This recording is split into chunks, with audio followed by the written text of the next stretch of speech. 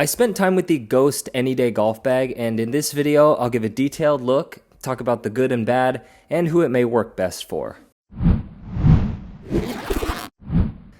My trusty 16-year-old ping bag finally gave out, so I thought I'd use my bag review experience from the channel to find a new bag. And here's some stats. So this is the 7-way divider version, and they do make a 14, but yeah, you can see it's heavy. Starting with the exterior, the bag fit 14 clubs pretty easily in this 7 divider top, and it probably could have fit a few more. The top is felt lined with the PU leather on the outside, and I've generally been skeptical of PU leathers or pleather, vegan leather, whatever you want to call it, but more on that in a bit. And this divider setup worked pretty nicely. To be honest, the bag is already heavy, so the 14-way divider is probably even heavier, so I didn't really want to go that route. The legs are carbon fiber with rubber feet for grip. And they come out really easily by tilting the bag or lightly putting it down. Like, I never had to slam the bag down. And the rubber feet helped stop the bag from overstretching, like pulling it the other way. Not that that happened too much outdoors, but just like on the smooth floors of a garage. For looks and materials, it's mostly great with some debatably strong negatives. So this gray color was my favorite, that they call the Maverick, and it's made of this PU leather material that actually surprised me. I think this kind of leather quality varies, but this version was really nice. So the look and feel is soft and really plush, and it gives the bag kind of some natural protection without having to add extra layers of material. But the bag is on the heavier side at 6.5 pounds empty because of this. But the durability of this material was by far the most surprising part. Like, I tried to scratch it as hard as I could, and I couldn't even really see the outline of a mark, even when I tried.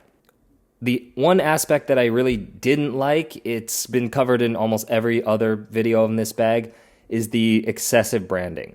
Hey, in case you need a reminder, this is a Ghost bag. I get that the marketing probably works and the logos look kind of cool, but to have them on the zipper pulls was a little distracting, and the huge stitching on the carry straps and the bottom were just plain ugly, in my opinion.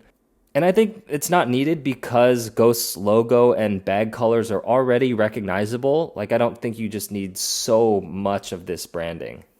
The carry straps were excellent, some of the best I've seen on any bag. They're extremely padded with little felt lining, and they're really comfortable. And kudos to Ghost for including both a double strap and a single strap. Though I am a little skeptical on these connector points if you're walking a lot. Like, the entire weight of the bag is supported by this little protruding piece on this circular plastic. Like, I just feel more confident in like a Duraflex buckle or a metal clip, something else. But I don't walk enough to test this thoroughly, so just something to consider if you do. And it also came with a rain hood.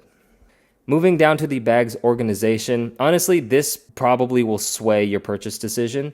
The good is that it's a symmetrical setup or ambidextrous setup, so it can be carried bag side up on either shoulder because, there's padding on both sides. And this padding was cool. It's like actually the same material as the rest of the bag because the material is kind of naturally a little padded. So it was just nice to see kind of a unibody look rather than some bags who usually put breathable foam or mesh on this part that touches your back. The potential deal breaker caused by this setup, however, is no full-length zipper pocket. And this is almost a deal breaker for me, depending on if the round requires me to bring some extra jackets.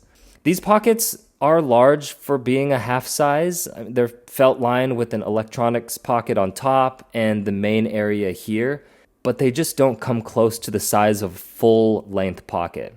And also, both sides do have an insulated pocket here, which do fit pretty large, like 32-ounce bottles, but I just didn't end up using them because it eats into the already limited space of these side pockets. And for this bag to be heavy, yet also kind of tight on storage was not ideal.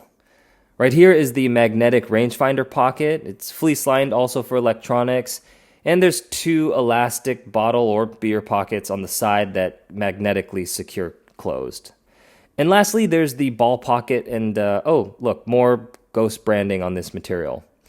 The pocket's really well sized, but it's technically only usable up to this gusseted area, or else the balls start to spill out. So I feel like some of the space can't be used. But I have about 20 balls in here, and you can see there's a ton of space still.